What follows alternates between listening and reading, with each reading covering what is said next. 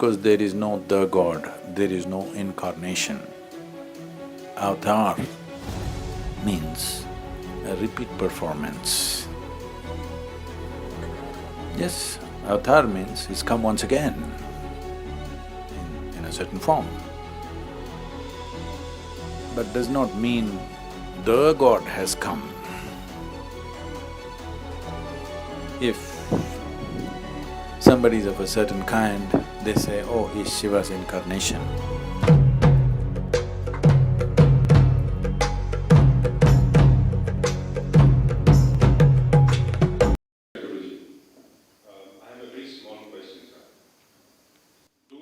Questions are like that only.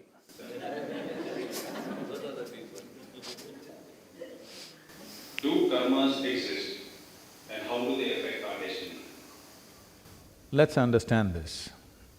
Karma means action. So when you say karma, you're referring to action. There are four types of actions that you're performing right now as you sit here. Your body is doing something, physical action. Your mind is doing something, mental action. Your emotions are doing something, emotional action. Your energies are doing something, energy action. These four dimensions of activity are happening every moment of your life, both in wakefulness and sleep. It's happening. Since today morning, since the time you woke up, I will excuse you for the times when you were sleeping. From the time you woke up till this moment, how much of this, what percentage of these four actions are you conscious of? That's a question. How much percentage do you believe you're conscious of from morning to now, these four types of actions? Well below 1%, isn't it? So 99 plus of your karma, your action, is unconscious. Suppose unconsciously, I'm taking something and throwing like this all over, and this keeps coming and falling on my head. I think it's being dropped from heaven, because I'm unconscious that I'm throwing all these things. When 99% of your actions, or over 99% of your actions are unconscious, you always think something is being done to you, isn't it? Why forever people have been talking about being conscious is just this. If you raise it to 2%, suddenly it looks like your destiny is in your hands. If you have mastery over your physical body, 15 to 20% of your life and destiny will be in your hands.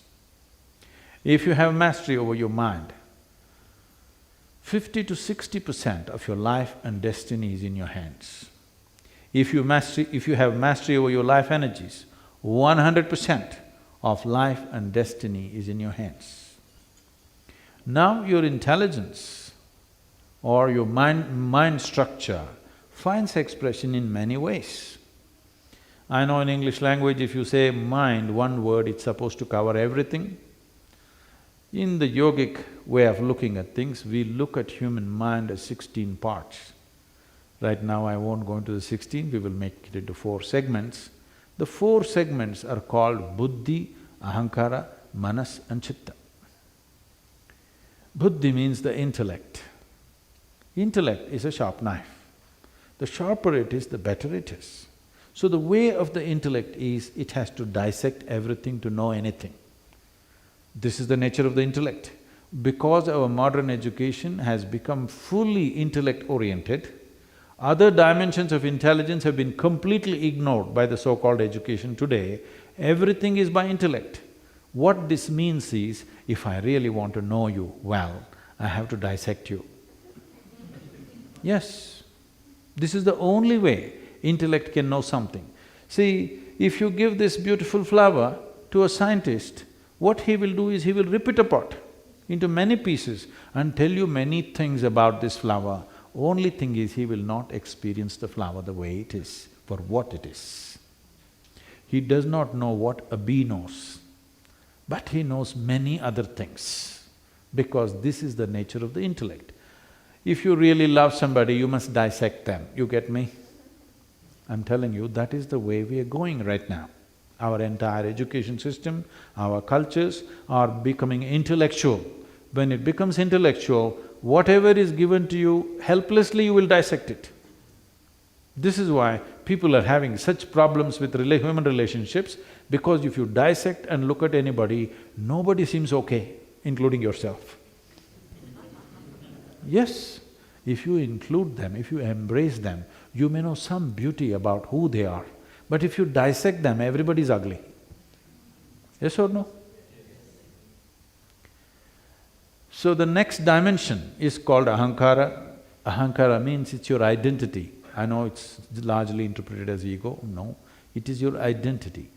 Whatever identity you have taken, your intellect will do everything to protect that identity, always.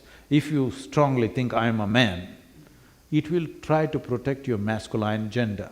If you say, I am a woman, it will try to protect your feminine gender. If you say, I am an Indian, it'll protect that. If you say, I am an African, it'll protect that. Whatever identity you take, your intellect will try to always protect that, it works around that. So whatever kind of identity you take, it is a certain type of prejudice. No, no, I'm very broad-minded. All right, you have a broad prejudice. But it is a prejudice. The moment you're identified with something, you cannot help it because your intellect functions around it. The next dimension of the intelligence is called manas. Manas means it's a huge silo of memory. There are 8 forms of memory. Let me not go into all that, but it is clear there is evolutionary memory. That is, see, if you eat a mango, it goes inside and becomes a male body. If a cow eats a mango, it goes inside the cow and becomes a cow's body. This is because there is a certain type of evolutionary memory in you. If this memory was not strong, suddenly you ate a mango and you could become a monkey one day. Such a thing never happened, ever, to any creature, because the evolutionary memory is so strong and there. It will never wavered for a moment. You may think many things in your mind, but the evolutionary memory never wavered for a moment in your life, isn't it? No matter, even if you ate dog food, you did not become a dog. Yes? The next is a genetic memory. Now, when we say memory, we always think it's here. No. Every cell in your body carries 1,000,000,000,000 times more memory than your brain is capable of. Do you remember how your great-great-great-great-grandfather looked like? You don't, but his nose is sitting on your face. It is. 1,000,000 years ago, how your forefathers were, your body still remembers, isn't it? You're living in Africa now, it never got confused. Even the tone of the skin, it did not get confused. It is continuing. If you live here for 1,000,000 years more, it will still continue, remembering how it was, isn't it? There is a genetic memory. So there is conscious memory, subconscious memory, unconscious memory, many layers of memory, but there is a silo of memory. If the memory and the intellect get delinked, then intellect is no use. Your intellect looks smart only because it's continuously fueled by the memory that you carry. So today, being smart means, you know what, when you go to the next dinner party, you know what you do? This is what everybody is doing these days, they'll open up the internet. Do you understand? They'll Google it out and see Galaxy Z65. Some detail about Galaxy Z65, nobody knows whether it really exists or not, some detail about it. Like what is the distance, how many million light years is it? And when you're in the dinner party, just casually throw it out. You know Galaxy Z65?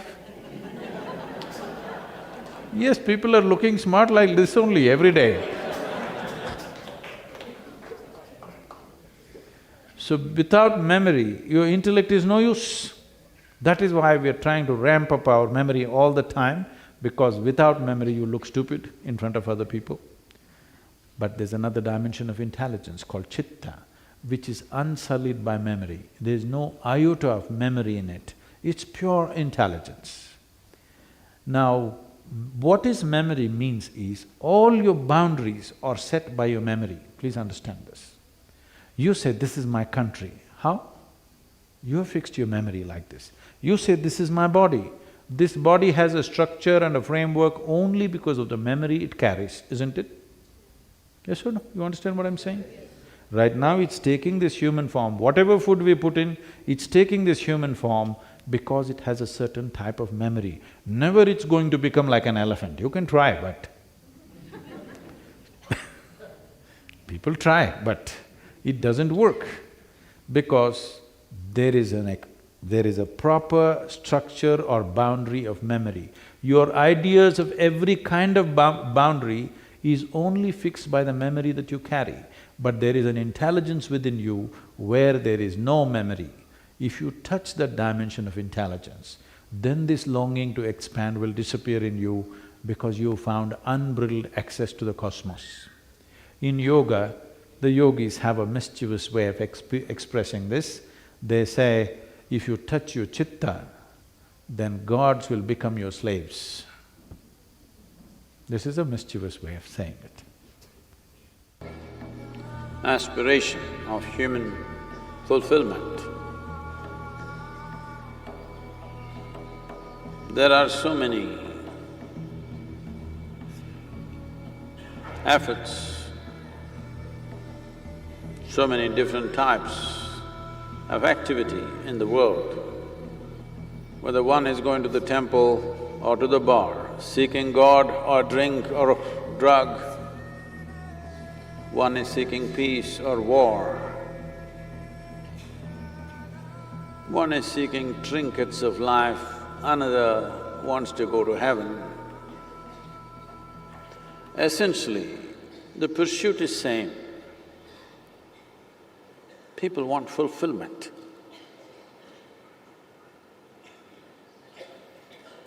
Well, it takes a lifetime of effort for most human beings. That things that they pursue will not and cannot bring fulfillment. Samyama is not an effort to fulfill yourself, but to remove the ingredients which cause unfulfilled condition within you. There is a process in your hands right now. Where you will take this process is in your hands. But it is such a potent and alive process, a very live and potent process, that if you give yourself to it, it does things that you've not imagined possible ever.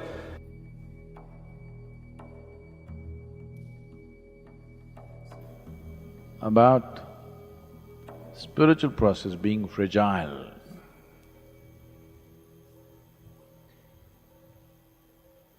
If you ask me,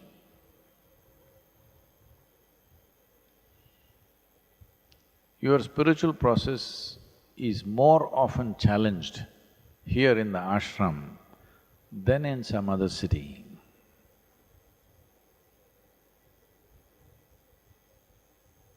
It is challenged and it's also supported. That's important. You simply challenge, people may feel defeated. It must be constantly challenged and it must be also supported and nursed. Both are needed. As I said, some nursing is also needed, some challenge is also needed. Both are needed. There's no challenge, just nursing, you will grow up very weak. Only challenge, no nursing, you may break. It's a balance. Is there a perfect balance? There's no perfect balance, everybody balances somehow. So, where you feel most uncomfortable, you stay there. That'll be good for you. That is if you want to grow quickly. If you want to grow slowly, be where it's most comfortable. It's taken a lot of effort to constantly design every situation like that there is nourishment and there is challenge, there is nourishment and challenge. From being a Isha's Anga to become Isha, that means wherever you go, it's the same thing. Doesn't matter. You're in the middle of a marketplace, you're like this only. You can participate in everything, but untouched by anything. So this is a simple test for yourself. If you miss anything, not just people, anything. Right now,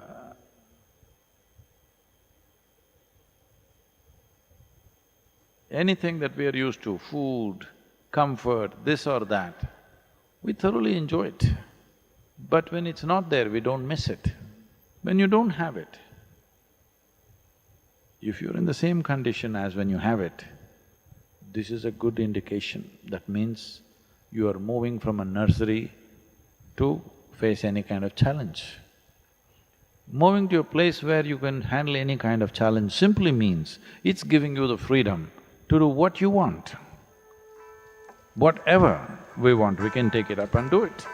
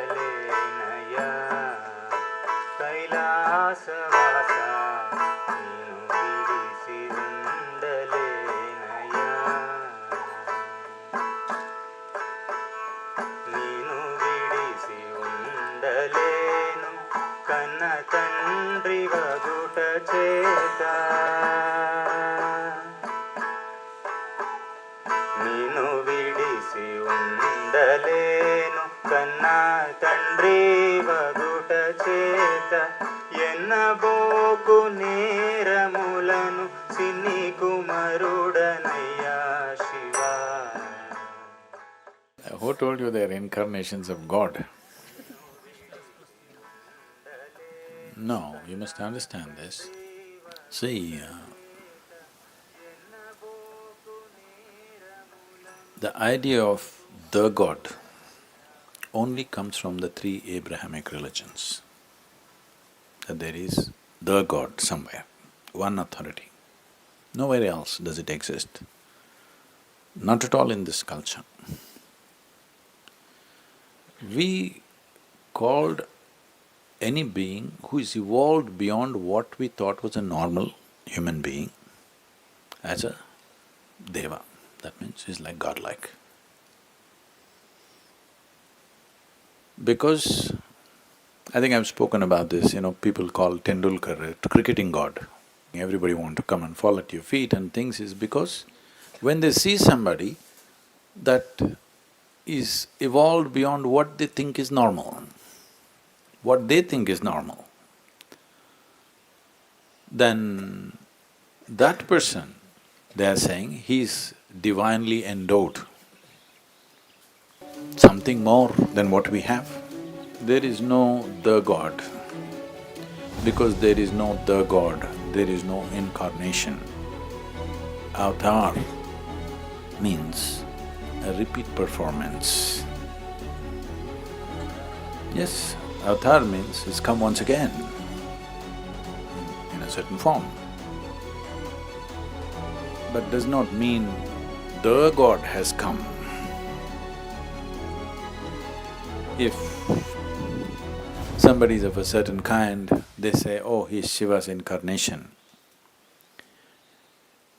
You must understand this. In this culture, for example, they were talking about Ramana Maharshi. People used to refer to him as Bhagwan. Bhagwan generally literally translates to almost like God. It's Sanskrit, somebody tell me what's Bhagwan, how does it break into two words? A fortunate being, that's what they're trying to say, okay. But generally, these are the words that are there to describe God. Tamil enna? Kada ul means it's going inwards, Sadhguru. Oh, that's nice. I didn't realize that. I thought kadval and so like. If that is the meaning, it's fantastic that they're using a word for God as something that is within. In the dictionary it has been said like that, one who had overcome the self or existence. If that is a dictionary meaning, it's a wonderful, absolutely fantastic meaning. Always they're referring to God as one who's transcended his own self. Fantastic. So these are the kind of the words that are there. There is no the God anywhere in these languages or in this culture. So in the question when you say, how did the incarnations of God come here? They didn't come here, they were here and they transcended their self and they became Kadavul.